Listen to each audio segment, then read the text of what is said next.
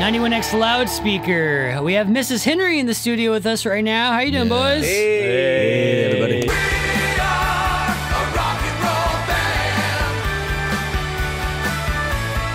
Hey. We just heard we are a rock and roll band. I figured that was a good way to kind of introduce your bands, like the sound and energy. If you haven't heard Mrs. Henry or been to a show, that's kind of the vibe right there. Just lots of energy, lots of voices, lots of instruments, and that was it.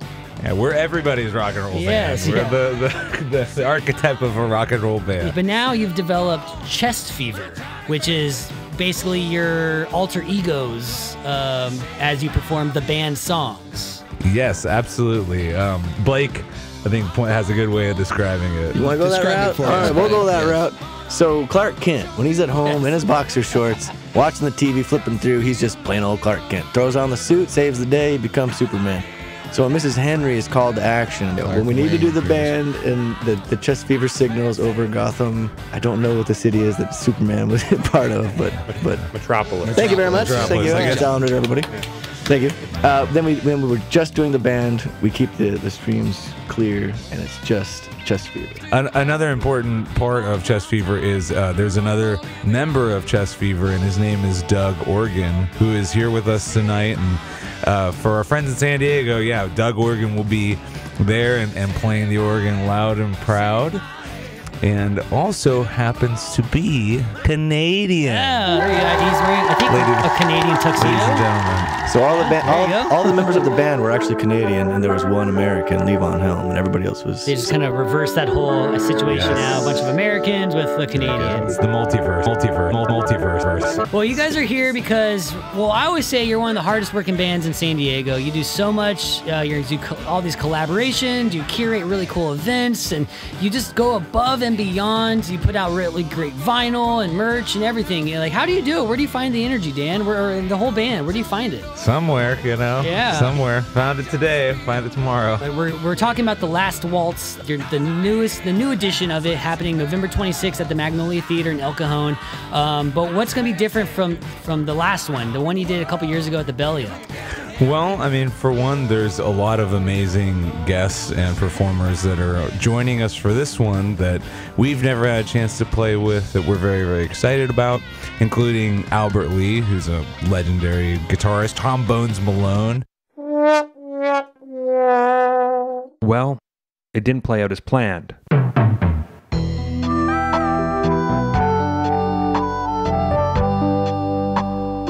Bones had broken a bone, and he wouldn't be able to grace the Last Waltz stage once more. Tom Bones Malone, the legendary trombone player, had worked with the Blues Brothers in Blood, Sweat, and Tears. Malone also happened to grace the hollowed Winterland stage on Thanksgiving 1976 for the Last Waltz. Now he was about to be playing Thanksgiving once more with Chest Fever. The guys got the ill-fated call. Hello? Hey, how's it going? Oh, it's about Tom Bones Malone? Tom Bones Malone broke his bones. Tom Bones Malone broke his bones? He can't play with us at the Last Waltz?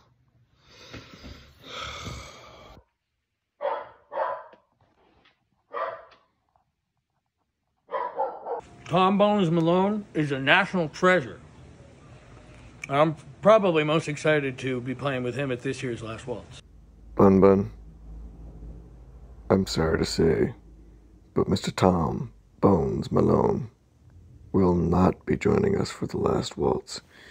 You see, Bun, he cracked his ribs. Probably heard a really good joke from his good friend Dan Aykroyd. What? Broke his bones? We're gonna need to get him some new bones. Where did this obsession with the band come from? You know, the band's a legendary band from the 60s and 70s. The band is the light obsession of every rock band. The Beatles were obsessed with the band. You probably would ask the Foo Fighters about the band, and they would surely say, oh yeah, they're the greatest band ever. The band name Mrs. Henry comes from a song and collaboration between Bob Dylan and the band. Bob Dylan, his band, the first band he ever played with was the band. Yeah, when he went electric and everybody was booing him and whatnot, they were booing him and the band. What? Bob Dylan's decision to go electric in 1965 marked a turning point in his career. and the history of music. With his distinctive voice and poetic lyrics, Dylan had become a figurehead of the folk music revival. In 1965, Dylan took the stage with a new sound, backed by an electrifying band called the Hawks, later known as the Band.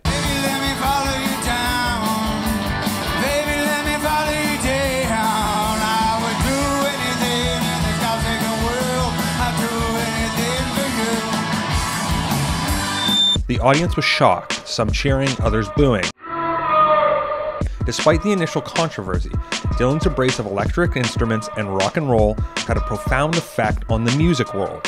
It broke down barriers between different genres, paving the way for a more eclectic style of music. But I was going to rehearsal one afternoon, and a car kind of was cruising behind me very slowly. And I looked over, and he kind of screeched to a stop and wanted to talk to me. And the guy looked kind of like Bob Dylan. And as the conversation progressed, I started to think, I think this may be the real, actually Bob Dylan. I was about to go to rehearsal across the street, and he said, forget that rehearsal.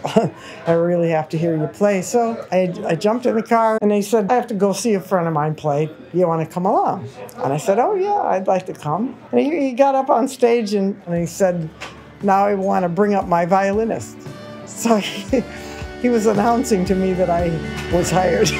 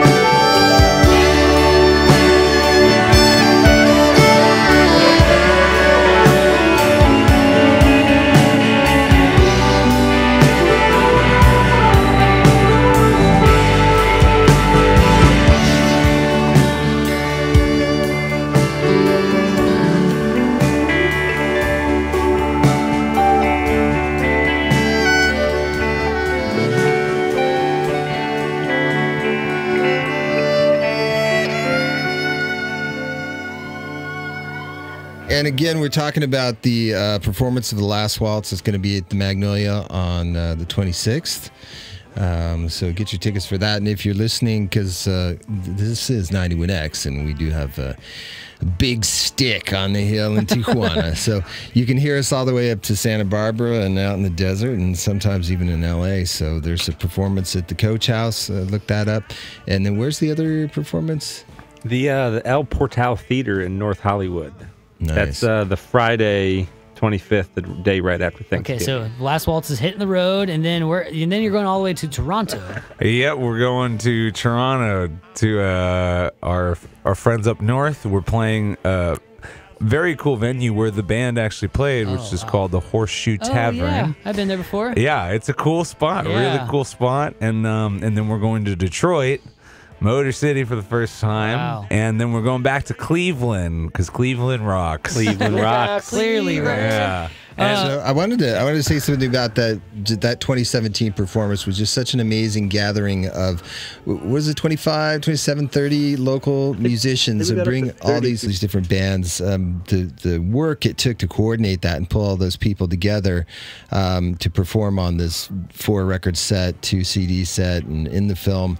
What's even cooler is that you're taking this on the road and then you're pulling in using the same kind of theory and concept, pulling people from the scenes in these other cities you're going to play in? Every city's got a Clapton.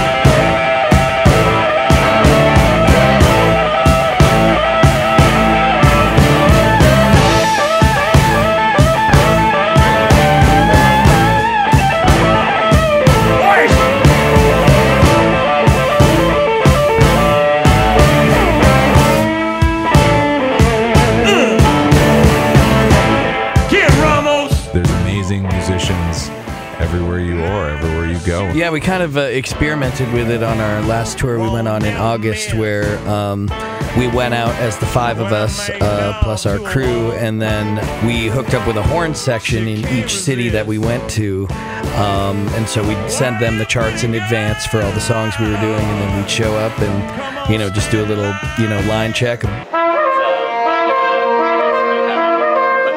Maybe run through a couple songs during sound check. And then we'd hit it with them. And it was a really cool experience.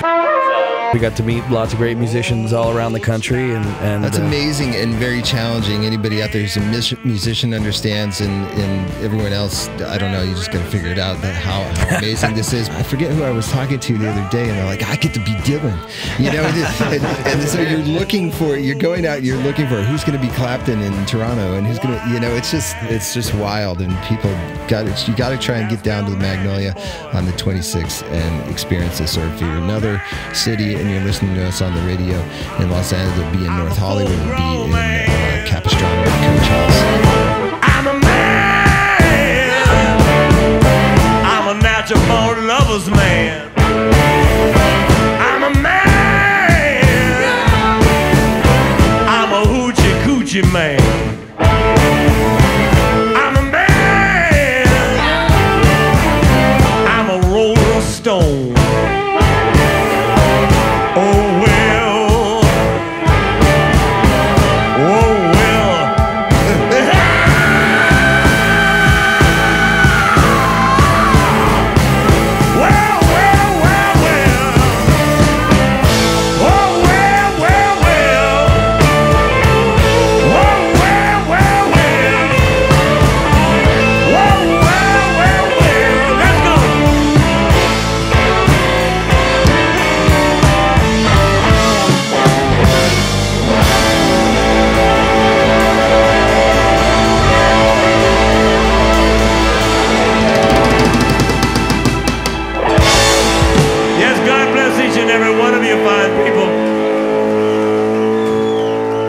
Yeah, no, this is all super cool. Very ambitious of you guys. I'd love to see it, and I know you'll execute it perfectly, too. The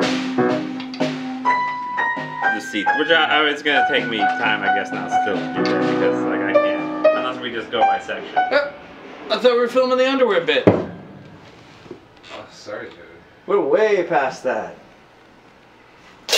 Go on.